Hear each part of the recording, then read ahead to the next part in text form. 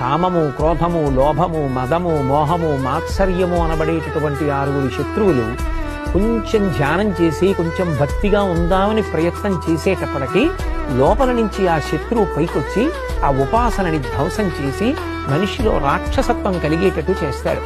ఒక రాత్రంతా జాగరణ చేయడము అన్న మాటకు అర్థం ఏంటంటే ఇటువంటివి తన దరికి చేరకుండా ఉండడానికి జాగ్రత్త పడడాన్ని అభ్యాసం చేస్తాడు.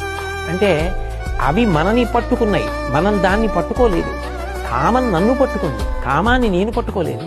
కోపం నన్ను పట్టుకుంటుంది, కోపాన్ని నేను పట్టుకోలేదు. లోభం నన్ను పట్టుకుంది, నేను లోభాన్ని పట్టుకోలేదు.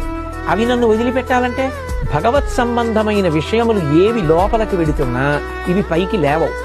ఏనాడు నువ్వు మెలకువగా ఉండి ఏవి నిన్ను అజ్ఞానపు చీకటిలోకి నెట్టేస్తున్నాయో వాటిని పరిశీలించేటటువంటి రాత్రికి జాగరణమని పేరు.